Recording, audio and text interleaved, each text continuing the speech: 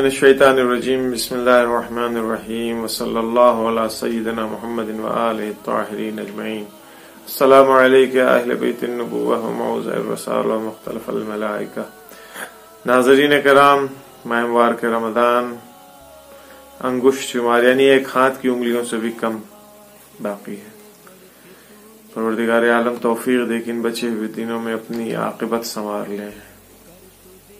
दिन खत्म हो रहा है। ये अय्याम अहले बैत अतहार इन अय्याम में गमज़दा रहते थे कि ज़ियाफ़त इलाही का मौसम खत्म हो रहा है, रुखसत हो रहा है। कोशिश करें कि इस मौके से ज्यादा से ज्यादा फायदा उठाएं। हम लोग अपनी जिंदगी में हर चीज चाहते हैं कि परफेक्ट हो, 100%।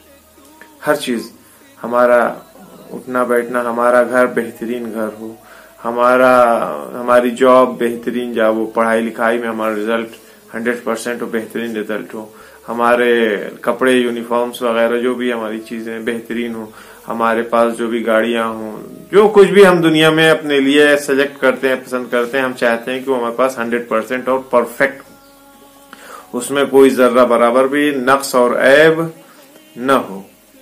ठीक है, अच्छी चीजें होना भी यही चाहिए, कोशिश यही करनी चाहिए। लेकिन आप बताएं कि क्या ये मुमकिन है सारी चीजें 100% परफेक्ट हो सकती हैं?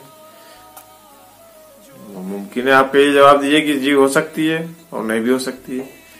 तो हमारा काम क्या है? यानी हमें हर चीज परफेक्ट ही तलाश करनी चाहिए और या नहीं परफेक्ट नहीं तलाश करनी चाहिए, डिफेक्टिव भी तलाश की जा सकती है? कुछ भी नहीं, मिल जाए, आपकी मेहनत के ऊपर है। अगर आप तलाश कर लीजिए परफेक्ट तो परफेक्ट, ठीक है, अगर नहीं तो फिर जो है उसी के ऊपर सब्र कीजिए। एक हदीस है इमाम सादिक अलैहिस्सलातु वस्सलाम की, जिसको बयान करने के लिए सारी बातें कह रहा था और इसी के ऊपर आज बात खत्म करूंगा। इमाम सादिक अलैहिस्सलातु वस्सलाम ने फरमाया है कि 4 चीजें ऐसी हैं जिनको 100% यानी 100% परफेक्ट उनको हासिल करने के चक्कर में न रहो। यानी ये ना सोचो कि ये 4 चीजें तुमको एकदम परफेक्ट मिल जाएंगी, बगैर ऐब की होंगी, यानी उसको कामिल तलाश करने के चक्कर में न रहो, क्योंकि वो तुमको नहीं मिलेंगी। यानी खुलासा ये कि 4 चीजें ऐसी हैं जो तुमको 100% परफेक्ट और कामिल नहीं मिलेंगी। पहला, आलिमन यस्तअमिलु इल्महु, ऐसा आलिम, देखिए ऐसा आलिम जो अपने इल्म के ऊपर अमल करता हो। अगर किसी आलिम के पास 100 इल्म है तो ऐसा कोई आलिम आपको नहीं मिलेगा बकौल इमाम सादिक अलैहिस्सलाम के, जो अपने 100 के 100 इल्मों के ऊपर अमल करे। मैं यही बात आपके। फिर इमाम फरमा रहे हैं कि अगर चाहो अगर ऐसे आलिम के तलाश में हो जो अपने पूरे इल्म के ऊपर अमल करता हो, तो माबैन सुतूर ये बात है कि ऐसा आलिम मिलने वाला नहीं है। अगर ऐसे आलिम की तलाश में निकलोगे फतबका बिला आलिमिन, तो ऐसे आलिम के बगैर रह जाओगे, यानी बाकी रह जाओगे, आलिम मिलने का ही नहीं, यानी ऐसा आलिम आपको नसीब ही नहीं होगा। ये इमाम अलैहिस्सलाम ने फरमाया। हम क्या करते हैं आलिम के पीछे, यानी अब तो लिबास, भाई हमारी हुकूमत भी अब लिबास से पहचानती है, ये अलमिया हमारे लिए। हुकूमत अब पहचानना शुरू कर रही है, उसने ऐलान कहा है। हम बजाय इसके कि अपने अक्ल शऊर का इस्तेमाल करते, अपनी अक्ल के घोड़े दौड़ाते और देखते परखते समझते कि कौन आलिम है कौन आलिम नहीं है, सिर्फ हर शख्स जिसने लिबास पहन लिया क्या वो आलिम है, या हर वो शख्स जिसको खुदावंद आलम ने जिसकी जबान में कुव्वत गोयाई अता फरमा दिया क्या वो आलिम है? नहीं, ये एक दर्द है, मुफस्सल दर्द है। काश के वक्त होता है इस सिलसिले में गुफ्तगू होती। तो हर लिबास वाला जो है वो आलिम नहीं होता है। आलिम को तलाश करना आपका काम है, हमारा काम है। ये खुद बखुद आसमान से नाजिल नहीं होगा, तलाश करना पड़ेगा।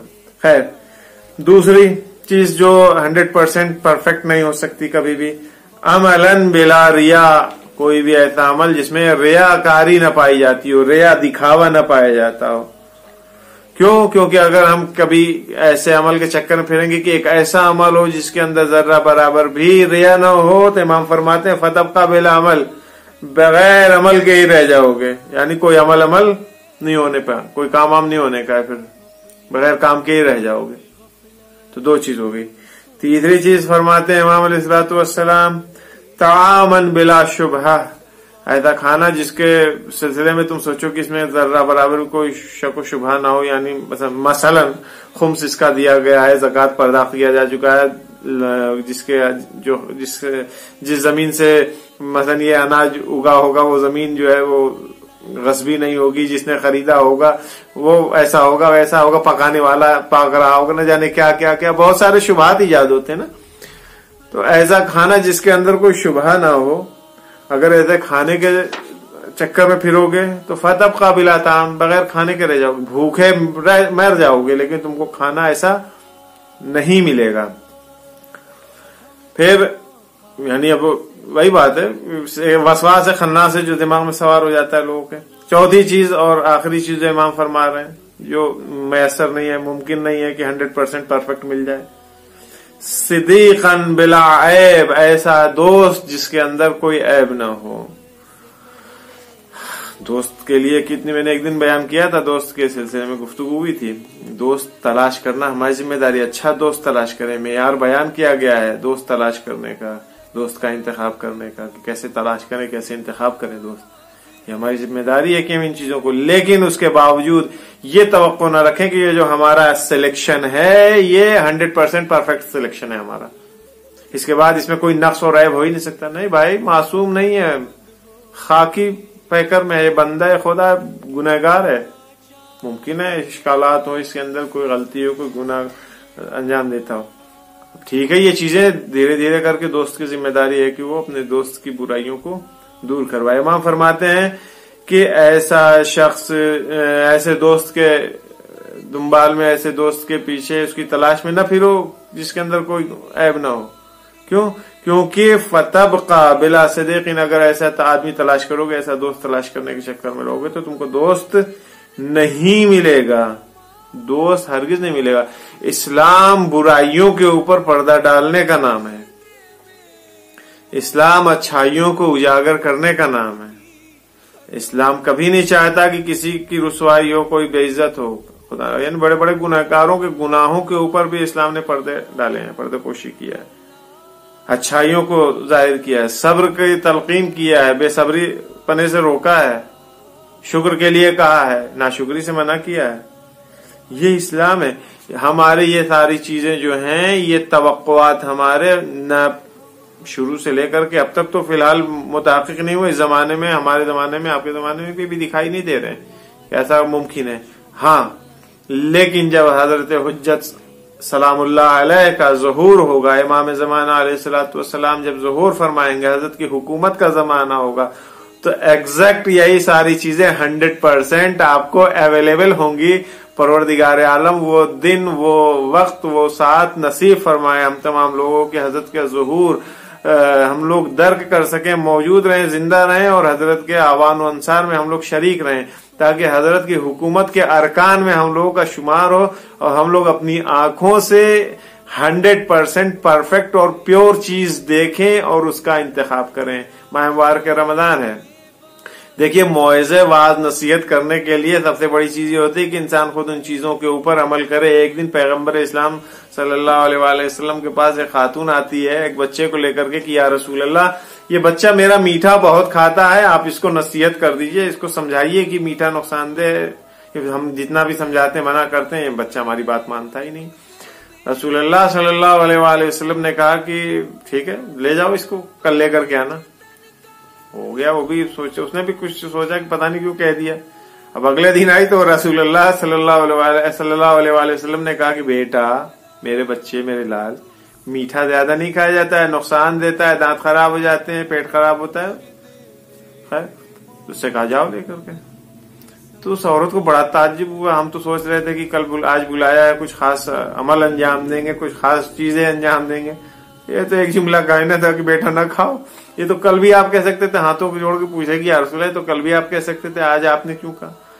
دیکھیے، اسے کہتے ہیں تربیت. یعنی آدمی کیسے اصلاح کرتا ہے دوسروں کی.